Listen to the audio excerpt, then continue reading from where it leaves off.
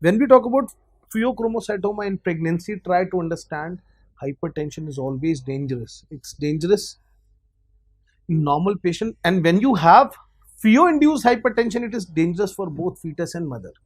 So if it is the first trimester, if it is first trimester, yes, terminate the pregnancy. Prefer or counsel termination. So counsel the termination of pregnancy, and if possible plan adrenalectomy. Adrenalectomy. If it is second trimester, if it is second trimester, then you can plan. Earlier we used to say that whenever you get a pheo detected, try to avoid pregnancy, terminate it. Now plan the adrenalectomy. Go for adrenalectomy then. Adrenalectomy.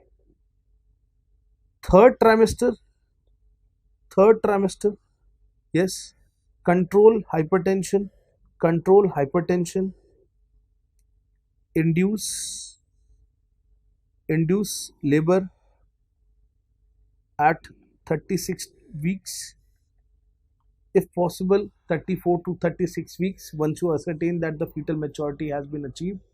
And then post delivery plan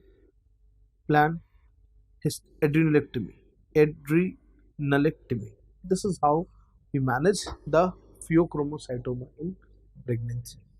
So with this we complete the first topic, that is the pheochromocytoma.